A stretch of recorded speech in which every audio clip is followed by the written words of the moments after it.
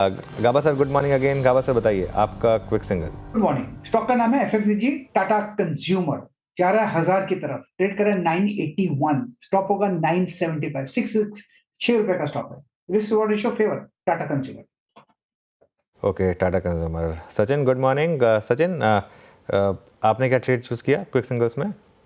Good morning अनुज जी। मुझे लग रहा है यहाँ पर जो एक वीक पॉकेट रही है रियल एस्टेट की, वहां पर गोदरेज प्रॉपर्टीज में भी एक अच्छा पुल बैक मच्योर हो चुका था। एंड जैसे इसने एक यू टर्न लिया है वापस 2400 के आसपास एंड फ्रेश ब्रेकडाउन यहाँ पर 2300 के नीचे एग्जिबिट हो रहा है, तो मुझे लग रहा है यहाँ पर फ्रेश शॉर्ट्स कंसिडर करने चाहिए। गोदरेज प्रॉपर्टीज फिलहाल 23-25 के आसपास ट्रेंड हो रहा है, so on pull back up to 2345 fresh shots deploy करने हैं। स्टॉप लॉस आपको 2365 पे लगाना है। इंट्राडे का पहला टारगेट होगा अराउंड 2295 का, बट पोजिशनली मुझे लग रहा है ये 2210 तक की डिप आ सकती है। ओके, यहाँ पे शॉर्ट कॉल गोदरेज प्रॉपर्टीज पे राजेश सतपुत्र जी, आपका ट्रेड। वीरेंद्र जी, देखिए नजर मेरी कॉन्ट्रा पे है, थोड़ा इन्फोसिस का चार्ट देखिए। मुझे लगता है आज इन्फोसिस में एक रिलीफ रैली प्ले हो रहा है। सो एफएमसीजी के बाद थोड़ा आईटी पे भी नजर रखेंगे। सो इन्फोसिस बाय करेंगे। 1823 करंट मार्केट प्राइस है, तो 1800 का स्टॉप लॉस रखेंगे, लॉन्ग साइड का ट्रेड लेंगे। आज का इसका पहला टारगेट होगा 1860 का, 1860 से लेके 1885। तो मुझे लगता है कि Infosys will be my first trade. जी, हम याद रखिएगा कल इन्फोसिस में काफ़ी शॉर्टिंग भी हुई थी, कल 1.5 पे क्लोज हुआ था। कल आज के एफआईटी में काफ़ी शॉर्टिंग थी। आशीष बैठी जी, आपका ट्रेड। जी, good morning Virendra ji. ITC में खरीदारी की सलाह रहेगी। पिछले 4-5 दिनों से एक अच्छा बेस बनाया आईटीसी। कल भी इंट्राडे मोमेंटम अच्छा बना था और आज स्टॉक खुलने के बाद स्ट्रेंथ दिखा रहा है, तो यहाँ पे खरीदारी की जा सकती है। जो स्टॉप लॉस इसमें मेंटेन करना है वो 430 का एक एसएल मेंटेन करे, 450 के पहले टारगेट और 460 के दूसरे टारगेट के लिए इसमें खरीदारी करने की सलाह है। लग रहा था मुझे कि आईटीसी आएगा पिक में, क्योंकि काफ़ी स्ट्रेंथ है इसमें। कल भी स्ट्रेंथ थी, आज भी स्ट्रेंथ है आईटीसी में। प्रशांत जी, आपने क्या पिक किया? तो अनुज जी, यहाँ पे हिंदुस्तान यूनिलीवर HUL में एक बेस फॉर्मेशन नजर आ रहा है। मुझे लग रहा है यहाँ पे लॉन्ग जाना चाहिए। करीबन 2355 2355 पे ट्रेड हो रहा है। स्टॉप लॉस रखेंगे 2320 2320 स्पॉट लेवल्स, और यहाँ से जो टारगेट होगा वो होगा 2425 2425। बिल्कुल। तो ये इस समय हिंदुस्तान यूनिलीवर, इस पर आप बेट लगाएं। चलिए, आज की ट्रेड सारी पूरी हुई। आईटी आज कुछ मार्केट को संभालने के मूड में है। अब तक अगर निफ्टी को कंट्रीब्यूशन लेकर आइए जरा एक बार निफ्टी का, और इन्फोसिस आपको दिखाई देगा नंबर 1 पर। अब इन्फोसिस क्लियरली इस मार्केट को सपोर्ट करने की अपनी तरफ से कोशिश कर रहा है पूरी। 14 पॉइंट का कंट्रीब्यूशन, उसके अलावा लार्सन एंड ट्यूब्रो का कंट्रीब्यूशन अच्छा है। धर्मेश जी, इन्फोसिस टाइम आ गया कि वापस पोर्टफोलियो में ऐड करने का? 2000 से 1800 की करेक्शन हो चुकी है। जी, लगता तो यही है अनुज, बिकॉज एक जो इम्पोर्टेंट फैक्टर आज वर्क कर रहा है वो है ट्रम्प का कमेंट कि यूएस के वीज़ा को लेकर उनको प्रॉब्लम नहीं है। वो सिर्फ चाहते हैं कि कॉम्पिटेंट लोग यूएस में आए। सो आईटी वर्कफोर्स जो इंडियंस हैं यूएस में, वो कॉम्पिटेंट ही हैं। और दूसरी जो फैक्टर काम कर रही है कि करेंसी डेप्रिसिएशन रुक नहीं रहा है एनआर का, तो उसका भी एक फ़ायदा इनको होगा। हालांकि थोड़ा सा क्रॉस करेंसी में यूरोप का जीबीपी और यूरो के अगेंस्ट काउंटर बैलेंस होता है, बट स्टिल एक फेवर लग रहा है। मुझे लगता है एक डिसेंट करेक्शन हो गया, और अगर एक हफ्ता और इस तरीके से म्यूटेड रिएक्शन रहा कि जो नेगेटिविटी सोच रहे थे कि ट्रम्प के आने से होगी, अगर नहीं होती है, तो नतीजे ऐसे थे कि यहाँ से एक बाइंग अपॉर्चुनिटी तो बनती है। और मैनेजमेंट फॉरवर्ड आउटलुक में सब पॉजिटिव दिख रहे थे। टॉप पिक इस लिहाज से इन्फोसिस से टीसीएस ही रहेगा, लार्ज कैप स्पेस से। लार्ज कैप स्पेस से टीसीएस ही रहेगा टॉप पिक। निफ्टी बैंक आया रेड में। मिड कैप इंडेक्स अब 500 पॉइंट नीचे। बुरा हाल है मिड कैप इंडेक्स का। फिर से जहां खुला वहीं से पटक के मारा है इसको। और आप देखिए कुछ और स्टॉक्स जहां पर वापस मूव्स आ रहे हैं नेगेटिव साइड के। एक बार परसिस्टेंट सिस्टम्स लेकर आइए, और ध्यान रखिएगा परसिस्टेंट के तो अभी तक नंबर आए नहीं हैं, ये उसके बाद हाल है। परसिस्टेंट सिस्टम नंबर से जस्ट पहले काफ़ी गिरता हुआ यहाँ पर। एक आध स्टॉक जो अब तक संभले हुए थे वहाँ पर भी अब गिरावट शुरू हो गई, जैसे आरती इंडस्ट्रीज। आई थिंक एफएनओ का सबसे स्ट्रॉन्ग स्टॉक था अब तक, लेकिन आज यहाँ पर भी ज़बरदस्त डिक्लाइन आपको दिखाई देगी। ये देखिए, ये भी आज स्टॉक आपको नेगेटिव साइड में दिखाई देगा। लेकिन क्लियरली आज का जो बड़ा लूज़र है वो आईसीआईसीआई प्रू है, क्योंकि वो खुलने के बाद गिरा है आईसीआईसीआई प्रू। स्क्रीन पर ज़्यादा गिरा है ICICI Pru, along with IndiaMART में तो खैर हुई बड़ी गिरावट थी। और ओबेरॉय रियल्टी एक बार वापस लेकर आइए। कल से जो इसने गिरना शुरू किया है ओबेरॉय रियल्टी, वो आज फिर अब फिर 6% नीचे, मैसिव डिक्लाइन पिछले 2 दिन में ओबेरॉय रियल्टी में। गावा सर, ओबेरॉय रियल्टी क्या हो रहा है यहाँ पर? काफी हद तक कल भी गिरावट थी। कल जो ब्रेकडाउन मिला था 1950 जोन से, उससे लग रहा था कि शायद 1850 तक चला जाएगा, अब वो भी ब्रीच हो चुका। कल का टारगेट तो अचीव होगा, लेकिन मुझे लगता है लो लेवल देखेंगे ओबेरॉय रियल्टी में। नेक्स्ट टॉप होगा 1670, उसके बाद पर रहेगा 1600 जोन, जहां पर स्लाइड होने की संभावना है। ओबेरॉय रियल्टी वीक है, आज भी शॉर्ट कर सकते हैं, स्टॉप लगाना पड़ेगा 1860 का बस। चलिए, तो ये इस समय काफ़ी वीकनेस है वीरू, ओबेरॉय रियल्टी, मैक्रोटेक, सब में काफ़ी वीकनेस है बाकी। अच्छा अनुज, जिस प्रकार के अपडेट्स आए थे और आई मीन अभी भी जिस चीज़ को मान के चल रहे थे कि रेट कट आएंगे, वो प्रोसेस काफ़ी लंबी हो गई। हाँ। अभी लग रहा है कि ये भारी पड़ रहा है रियल एस्टेट पे, है ना? नहीं, देखिए वीरू, मैं एक बात बताऊं आपको, रियल एस्टेट क्यों चलता है हमारे देश में सबसे ज़्यादा? स्टॉक मार्केट में जो पैसा बनाया जाता है वो रियल एस्टेट में डाला जाता है। सिंपल चीज़ है, लोग फाइनेंशियल एसेट्स में पैसा बनाते हैं, उसके बाद हार्ड एसेट्स बनाते हैं। ये जो 120 करोड़ के फ्लैट हैं, जो खास तौर से मुंबई में, अब तो खैर डीएलएफ के भी ऐसे उस तरीके के फ्लैट आ गए हैं, ये लेने की हैसियत किन की होती है? जो या तो ईसॉप से पैसा बनाते हैं या फिर स्टॉक मार्केट से पैसा बनाते हैं। बाकी किसी की हैसियत नहीं होती ऐसे फ्लैट लेने की। बाकी लोग तो सिर्फ रील देखते हैं ऐसे फ्लैट्स की। तो इसके लिए अब स्टॉक मार्केट में जब भी बड़ी डिक्लाइन आती है, उसका एक कोलैटरल इम्पैक्ट आपको रियल एस्टेट पर देखने को मिलता है, और थोड़ा लैग के साथ आता है वो, तो ये आप देख रहे हैं। क्योंकि अभी आप देखिएगा एकदम से ना, वो जो हॉट केक की तरह रियल एस्टेट प्रोजेक्ट्स बिक जाते थे ना, जैसे चाहे यहाँ, चलिए नाम नहीं लेता हूँ प्रोजेक्ट्स के, लेकिन जो जिस तरीके से वो बिक जाते थे, अब थोड़ी सी वहाँ पर दिक्कत आनी शुरू होगी। तो ये बेसिकली उसको प्राइसिंग करने की कोशिश कर रहा है। इसके लिए एक एक करके देखिए आप सारे के सारे रियल एस्टेट स्टॉक्स जो है ना, और स्पेशली जो महंगी प्रॉपर्टीज़ बेचते हैं, तो सबसे ज़्यादा महंगी प्रॉपर्टीज़ जो बेचते हैं, चाहे ओबेरॉय हो चाहे डीएलएफ हो, उनके रेट इस तरीके से गिर रहे हैं फिर।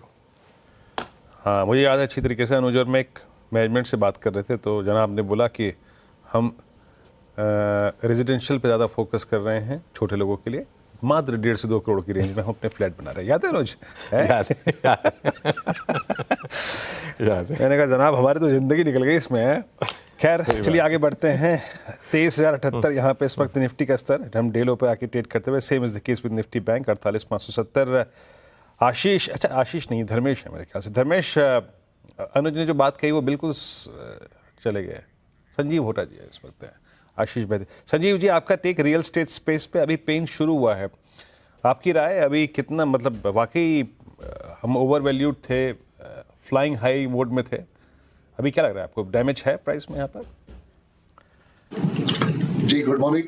प्राइस डैमेज तो डेफिनेटली है और वो तो देखने को मिल रहा है, लेकिन मुझे लग रहा है कि रियल एस्टेट जो साइकिल रहता है usually last for 10 years, last जो डाउन साइकिल एंड हुआ था 2021 में, तो मुझे लग रहा है ये जो अप साइकिल है इट विल लास्ट टिल 2030। तो डेफिनेटली एक तो करेक्शन देखने को मिल रहा है, और ये करेक्शन बाइंग अपॉर्चुनिटी है जो लॉन्ग टर्म इन्वेस्टर के लिए है। तो मुझे लग रहा है जो बड़े प्लेयर है, जो डीएलएफ है या मैक्रोटेक है, यहाँ पे और प्रेस्टीज स्टेट है, ये अभी भी अच्छे लग रहे हैं मुझको लॉन्ग टर्म के लिए। लेकिन डेफिनेटली जिस तरह से स्मॉल और मिड कैप में मंदी है अभी, तो और थोड़ा करेक्शन को देखने को मिल सकता है। लेकिन लॉन्ग टर्म जो इसके जो साइकिल है वो इंटैक्ट है, और मुझे लग रहा है कि इंप्रूवमेंट आएगी अर्निंग्स में आने वाले क्वार्टर्स में। 3% के करीब गिरने के करीब अब रियल एस्टेट इंडेक्स, और आप देखिए इसमें एक महीने में अब 16% की गिरावट आ चुकी है। प्रेस्टीज और उसके अलावा आप देखिए गोदरेज प्रॉपर्टीज़, ये स्टॉक्स अब गिर रहे हैं। और कल का बड़ा एक्सीडेंट डिक्सन आज फिर अब 3% नीचे। अच्छा, स्टॉक एक दो दिन में गिर के रुक नहीं रहे हैं अब, वो ऐसा लग रहा है कि बस अभी तो और पिटाई बाकी है। और आप देखिए एक और स्टॉक मैं आपको दिखाता हूँ, कल्याण ज्वेलर्स देखिए अब करीब 4% नीचे। फिर पता है, कल्याण को देखकर ना मुझे अपने स्कूल के दिनों की एक याद आती है। स्कूल के दिनों में ना एक कुछ बच्चे होते थे, उनका टीचर्स से कुछ विशेष ही प्यार होता था। वो हर सब्जेक्ट का जो वो पीरियड स्टार्ट होता था, सबसे पहले उनकी धुनाई होती थी। तो वो कल्याण का आज की डेट में वही मामला है। सुबह सबसे पहले कल्याण कहाँ है, आओ जरा, और 2 चपेट लग जाती हैं कल्याण को। रोज इसके साथ यही हो रहा है। आप देखिए सुबह, मतलब जहाँ से भी स्टार्ट हो रही ट्रेड, वहाँ पर यही हो रहा है इसका हाल। और अगर आप सरकारी स्कूल में पढ़े थे तो आपको ये चीज़ ज़्यादा मालूम होगी कि क्यों होती थी वो 7-8 लोगों की पिटाई, है ना? बिल्कुल। हम तो अनुज, खैर सरकारी में ही केवी से पढ़े थे हम। वीरू।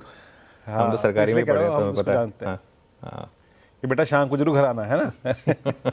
नहीं आए तो और पिटाई हो गया है। पर वो भी था सरकारी स्कूल का एक पेज। खैर, कल्याण पे क्या बात करें अब। कल्याण पे इतना टाइम डिवोट कर चुके हैं कि पूछिए मत। कल्याण अब ऊपर से लगभग 325 रुपये साफ हो चुका है। मुझे याद है अच्छी तरीके से, उस दिन 820-830 का प्राइस था जिस दिन इसके अपडेट आए थे। Now it's 479। अच्छा, अभी आपने जिक्र किया ये, जरा प्लीज़ देखिए आइएगा डिक्सन को। डिक्सन हायर लेवल से इस प्राइस डैमेज के चलते 5,000 रुपये साफ हो चुका है। ये आपका व्यू इस पर क्या रहेगा सचिन? डिक्सन ऑलमोस्ट 5,000 रुपीज़ का ये रिट्रेसमेंट, अब कौन सा जोन खुल गया है क्या? 200 डेमा जो इसका प्लेस्ड है 13,370 पर, वो अपेक्षित है क्या? देखिए, आई थिंक प्राइस एक्शन काफी क्लियर है। एक लो टॉप लो बॉटम सीक्वेंस बरकरार है। एंड जिस तरीके से ऑप्शंस का भी डेटा प्लेस्ड है, मुझे लग रहा है 14,000 के आसपास काफी कॉन्फिडेंट राइटिंग फिलहाल नजर आई है। सो आई थिंक ये ड्रॉप जो कंटिन्यूस हो रहा है, लगभग मुझे लग रहा है 14,000 तक ये प्राइसेस थोड़े से और एस्केलेट हो सकते हैं। तो यहाँ पर इमीडिएट बेसिस पे जल्दबाजी नहीं करनी चाहिए। अभी भी करेक्शन ऑनगोइंग है। कहीं पर भी थकावट के संकेत अभी तक नहीं आए। तो आई थिंक ये ट्रेंड बरकरार रहेगी। एंड 14,000 के आसपास मुझे लग रहा है आने के बाद थोड़ा सा स्टॉक को रिव्यू करना चाहिए। ओके, अच्छा एक दो कैश मार्केट के स्टॉक्स भी देखते हैं जरा, क्योंकि इनकी भी पिटाई ज़बरदस्त है। साइन DLM अब 11% नीचे है। न्यूजन सॉफ्टवेयर, और न्यूजन सॉफ्टवेयर देखिए, आई थिंक 2-3 दिन पहले काफ़ी उसकी चर्चा हो रही थी। क्या पिटा है स्टॉक इस महीने, अब 30% नीचे न्यूजन सॉफ्टवेयर। और एक और स्टॉक लेकर आइए, वारी एनर्जीज़। वारी एनर्जीज़ का स्टॉक आएगा आपकी स्क्रीन पर, और अब मेरे ख्याल से ये स्टॉक अपने लिस्टिंग प्राइस के नीचे होगा। फिर वो मैं बार बार लोगों को कहता हूँ, मैंने एक बार कही भी थी कि 2024, चलिए लिस्टिंग प्राइस के तो खैर अभी नीचे नहीं आया है, लिस्टिंग करीब 2380 के करीब हुई थी, लेकिन हाईज जिसने लगाए थे करीब 3600-3700 के, और एक महीने में 15% नीचे। इसको देख के वीरू एक गाना याद आता है, वैसे नाम में ही गाना छुपा है इसके, याद है? वारी, हाँ, था ना गाना, सजना जी वारी वारी जाऊँ मैं, क्योंकि इसकी जो इवन पेरेंट कंपनी है इसने भी काफ़ी पैसा बना के दिया था पिछले 2-3 साल में। लेकिन ये सारी की सारी स्पेसेस जो है ना, मुझे लग रहा है कि काफ़ी ओवर हाइप्ड हो गई थी ये, और इनमें अब आप इस तरीके का करेक्शन देख रहे हैं। जी, बाकी पेन है करीब 7% नीचे। अच्छा, अभी याद रखिएगा, मैं तो सिर्फ डेरिवेटिव्स का ही देख रहा हूँ, मेरी स्क्रीन पे सिर्फ डेरिवेटिव्स है, बाकी कैश का मैं बहुत ज़्यादा की बात करता नहीं, लेकिन कैश में काफ़ी बाकी पेन है। वारी एनर्जीज आपकी स्क्रीन पे, न्यूजन, साइन DLM लगभग 11% नीचे, वाइल्ड स्विंग है इस वक्त। और जो स्टॉक्स बहुत स्ट्रॉन्ग खुले थे, यूनाइटेड स्पिरिट्स करीब 3.25% ऊपर था, वो भी हायर लेवल से नीचे आता हुआ। तो स्ट्रेंथ नहीं है बाजार में, हायर लेवल से शॉर्टिंग अनवाइंडिंग प्रेशर है। अच्छा, एक स्टॉक और लेके आइए आपकी स्क्रीन पे जो कि पेन में इस वक्त, डिलीवरी अब क्या कर रहा है? डिलीवरी पोस्ट आई थिंक फरवरी 2023 में इसका एक लो था करीब 300 रुपये का, ऑलमोस्ट उसकी तरफ बढ़ता हुआ। राजेश जी, आपका टेक डिलीवरी, क्या इस बार breach of that particular level 290-95 looks possible? देखिए डेली चार्ट अगर आप देखें तो इस पे हेड एंड शोल्डर फॉर्मेशन दिखता है, और इसके जो नेकलाइन थी वो 330 की थी। तो जैसे ही 330 को इसने टेस्ट किया, वहां से ही रिवर्सल शुरू हुआ। तो मुझे लगता है वीकनेस कंटिन्यू रहेगा। 330 का stop loss is a must. अगर आज की बात करें तो 300 का एक इमीडिएट आप कह सकते हैं कि साइकोलॉजिकल सपोर्ट है, लेकिन वीकली चार्ट पे चले जाते हो तो लगता है कि 280-285 का जो टारगेट है यहाँ पे अनफोल्ड हो चुका है। तो शॉर्ट साइड का ट्रेड लेना, लेकिन 330 का स्टॉप लॉस लगाना भूलना मत। बाजार वोलेटाइल है। मीनवाइल एक चीज़ माननी पड़ेगी, अच्छा by the way ICICI Pru off circuit पे आ चुका है 10% के, लेकिन इंडिया मार्ट में रिकवरी है। इंडिया मार्ट करीब 3% रिकवर हो चुका है उस सर्किट के लेवल से। हालांकि हैं अभी भी दोनों काफ़ी लोअर लेवल पर ही। और ओबेरॉय रियल्टी, अच्छा ओबेरॉय आज 200 डे मूविंग एवरेज के नीचे, और यहाँ पर भी अब एक मूव नेगेटिव साइड पर। सचिन के पास एक ट्रेड है, वो एड्रेस करते हैं। सचिन बताइए क्या ट्रेड पिक किया? अनुज, यहाँ पर मिड कैप IT पे आई थिंक वापस थोड़ा सा प्रेशर है। एंड जिस तरीके से LTI माइंट्री की प्लेसमेंट है, एक काफी इंपॉर्टेंट मेक और ब्रेक जंक्चर है 5700 के आसपास का। एक ओपन है इसने एग्जिबिट किया है एंड प्लस थोड़े से यहाँ पर शॉर्ट्स पाइल अप हुए हैं, तो मुझे लग रहा है एक अच्छे स्क्वीज के बाद एक एक्सपेंशन वाली मूव अनफोल्ड होनी चाहिए। बट डेटा जिस तरीके से प्लेस्ड है, मैं यहाँ पर थोड़े से शॉर्ट्स ही रेकमेंड करूंगा। पुल बैक पे मुझे लग रहा है लगभग अराउंड 5790 का एक इंपॉर्टेंट रेजिस्टेंस होगा, तो स्टॉप लॉस आपको वहीं पर लगाना है। And on the lower side हो सकता है कि इस ब्रेकडाउन के बाद स्टॉक अराउंड 5560 के आसपास का एक स्विंग एग्जिबिट करे, तो टारगेट होगा 5560 का। फ्रेश शॉर्ट्स ऐड करते हैं LTR माइट्री के फ्यूचर्स में एंड स्टॉप लॉस आपको 5795 पे लगाना है। अच्छा, मीनवाइल एक स्टॉक लेकर आई है अब आप, मोबीक्विक का, और अब मैं आपको बताता हूँ क्यों इस समय मार्केट का कॉन्फिडेंस इतना ख़राब है। अब मोबीक्विक कहने को इसका IPO का प्राइस था 279 रुपीज़ पर शेयर। अब जिसको अलॉटमेंट मिल गया उसके लिए तो ठीक है, 279 का अलॉटमेंट था, अभी भी 444 रुपये पर है। लेकिन इसकी लिस्टिंग पता है वीरू कहाँ हुई थी? इसकी लिस्टिंग हुई थी स्टॉक की 528 रुपये पर, और 528 की लिस्टिंग के बाद ये स्टॉक पता कहाँ तक गया था? 640 तक।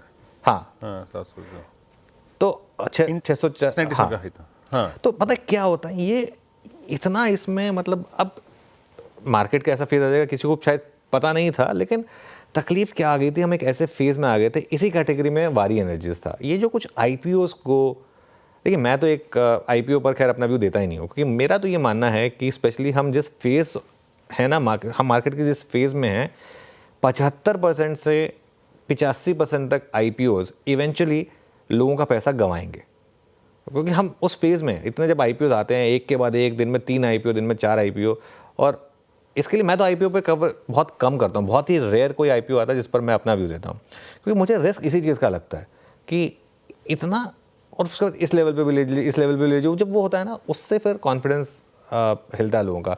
अब देखिए, अगर आपने लिस्टिंग के बाद कभी भी लिया है इसको, आप पैसा लूज़ कर रहे हैं। प्री IPO इन्वेस्टर पैसा बना के निकल जाते हैं, सारे के सारे आजकल ज़्यादातर OFS होते हैं, या कुछ लोग लिस्टिंग के बाद के पॉप में निकल जाते हैं, फंस जाते हैं। जो थोड़ा सा लिस्टिंग वाले, जिनको IPO में नहीं मिलता या प्री IPO में नहीं मिलता, वो लिस्टिंग वाले दिन लेकर या उसके बाद के मूव में फंसते हैं, वो फंसे रह जाते हैं, और उनको फिर उनका प्राइस नहीं मिलता है वापस।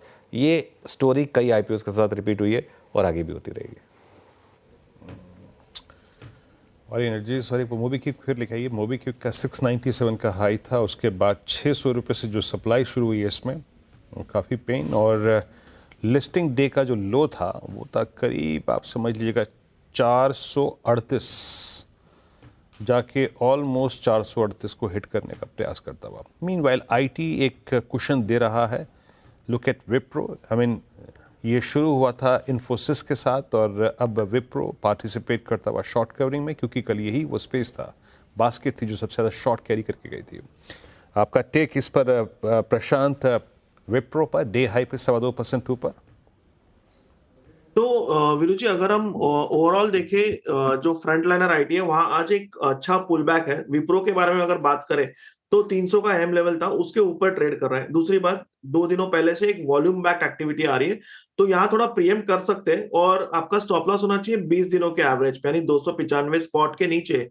यहाँ से आप टारगेट रख सकते हैं, जो स्विंग हाई बना हुआ था करीबन 320, और इस लेवल के ऊपर शायद 325 तक भी आ सकता है। बट मुझे ओवरऑल आईटी में आज स्ट्रेंथ नजर आ रही है। ओवरऑल IT में आज स्ट्रेंथ नज़र आ रही है ये इस समय। अच्छा, निफ्टी स्ट्रांग है, अभी भी निफ्टी नहीं गिर रहा है। मिड कैप, अच्छा आज वर्स्ट कंडीशन है मार्केट की, क्योंकि निफ्टी लोग क्या करते हैं, इंडिविजुअल स्टॉक्स रखते हैं अपने, और उसको हेज करने के लिए निफ्टी को शॉर्ट कर देते हैं। तो शॉर्ट वाला निफ्टी चल रहा है, और इंडिविजुअल स्टॉक्स जिनमें आपके पोर्टफोलियो वो गिर रहे हैं। मिड कैप इंडेक्स 1.25% नीचे, एडवांस डिक्लाइन 1:3.7 का, लेकिन Nifty highest point of the day. बहुत ही क्यूरियस मार्केट है, बहुत ही क्यूरियस मार्केट है, और इसको पूरा का पूरा सपोर्ट अब IT और काफ़ी हद तक कुछ FMCG नामों से भी मिल रहा है। मीनवाइल विप्रो पे ध्यान रखिए, एक वीक मार्केट में एक ऐसा स्टॉक जो अब कोशिश कर रहा है अपने 52 वीक हाइस की तरफ बढ़ने के लिए। इनफैक्ट जी हाँ, विप्रो में अच्छे मूव्स हैं। कोटक महिंद्रा बैंक में कुछ फॉलो थ्रू बाइंग हुई, सुबह के लो से अच्छी रिकवरी यहाँ पर है। कल हमने बात की थी, बजाज फाइनेंस इंडेक्स के सबसे स्ट्रॉन्ग स्टॉक्स में से एक दिख रहा है, वहाँ पर थोड़ी सी बाइंग है।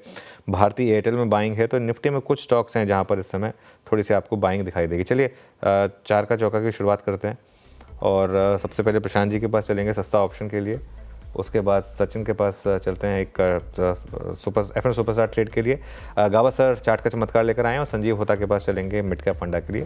तो ये चारों की चारों ट्रेड्स आपके लिए। प्रशांत जी बताइए सबसे पहले सस्ता ऑप्शन ट्रेड। तो अनुज जी यहाँ पे टाटा पावर में एक ब्रेकडाउन नजर आ रहा है। इसकी जो 355 की पुट है, 355 स्ट्राइक प्राइस की पुट ऑप्शन करीबन 5 के आसपास ट्रेड कर रही है। डे लो 2.65 का है, डे लो के नीचे स्टॉप लॉस रखेंगे 2.5 के आसपास। टारगेट होगा टारगेट 1 8.5 और टारगेट 2 11 से लेके 12। 355 की टाटा पावर की पुट, ये हो गई प्रशांत जी की पिक इस समय पर। सचिन आपने क्या पिक किया? अनुज जी यहाँ पर वोल्टास में कंटिन्यूड सेलिंग रही है। इनफैक्ट मंडे के सेशन में वीरेंद्र जी ने ही इसे आइडेंटिफाई किया था। 1580-85 के ब्रेकडाउन के बाद कंटिन्यूसली ये अच्छे फ्लो में है। एंड अभी भी जिस तरीके से डेटा है, मुझे लग रहा है 1435 तक की जगह यहाँ पर अवेलेबल है। तो अभी भी यहाँ पर फ्रेश शॉर्ट पोजीशंस ऐड करने की सलाह होगी। स्टॉप लॉस आपको 1525 पे लगाना है। पहला टारगेट होगा अराउंड 1445 का, सेकंड टारगेट होगा अराउंड 1405 का। फ्रेश शॉर्ट्स ऐड करने हैं वोल्टास के फ्यूचर्स में।